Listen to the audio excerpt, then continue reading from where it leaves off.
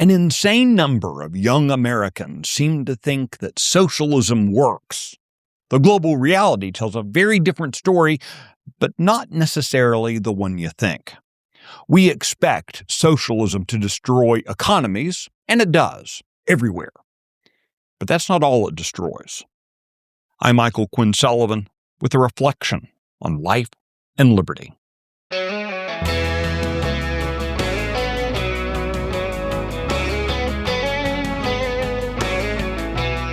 In the United States, Mississippi is the brunt of most every economic joke. It's our poorest state. And yet, Mississippi's per capita GDP is higher than that of Europe's 5 largest economies except Germany. But even between the two, Germany and Mississippi, it's a dead heat. People romanticize living in socialist Europe like children wanting their home to be a candy store. The cry of free candy from children who never have to work to pay for it is little different from adults demanding that they be provided free health care. In reality, it isn't free. Worse, it's deadly. Again, not entirely the way you think. But let's start with that. Consider the miraculous wonders of magnetic resonance imaging, or MRI. In those countries with free health care, the people will wait 4 to 8 weeks for a routine MRI and a week for urgent needs. In the UK, the wait times exceed 2 years. In comparison, the wait time in the United States averages 2 weeks for regular uses and hours in an emergency. Even the humble X-ray requires a 3-week wait in much of Europe. Free health care is meaningless if it's unavailable when you need it. Canada has come up with a solution to keep costs contained: the expansive use of euthanasia. In Canada, free health care means a death sentence if government bean counters determine your life isn't convenient. That's bad enough, but it's an altogether different kind of suicide that socialism is inspiring. To fund their socialist societies, the European countries have committed slow-motion cultural suicide. Remember, the once mighty Germany can barely muster the economic strength of Mississippi.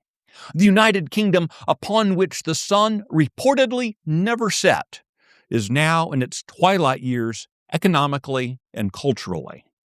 While one can point to an extraordinary example of a singular product or company, socialist countries must, by definition, strangle the creative and entrepreneurial mindset necessary for a vibrant culture and economy.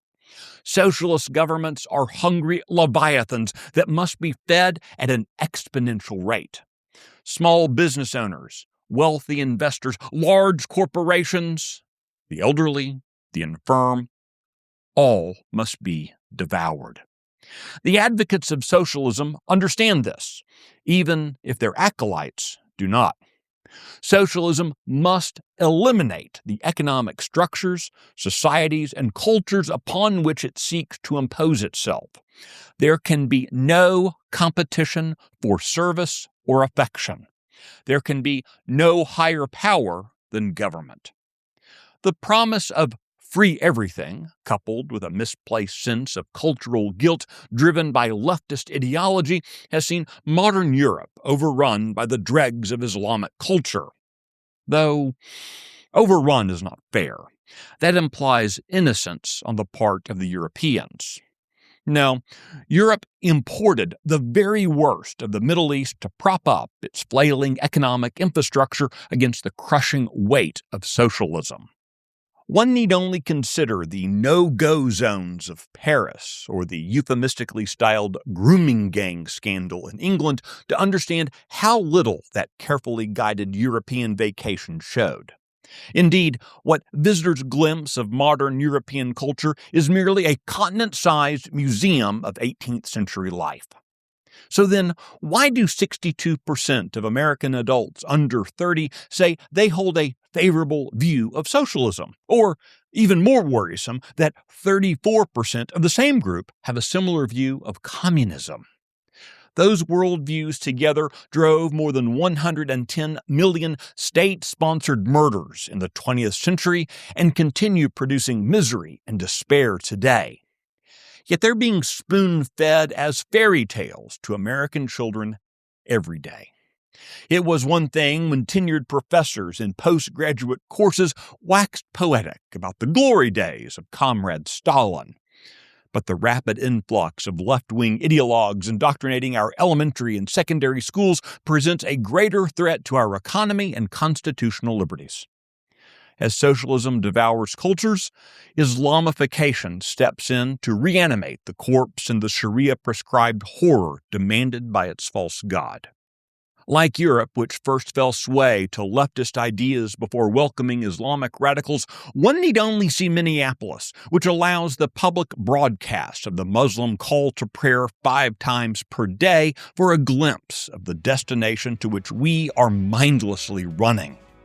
Where Europe has gone, the United States is currently, sadly, following. But we're not there yet.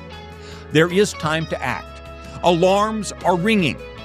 Will we snooze, or will we take action to save our republic?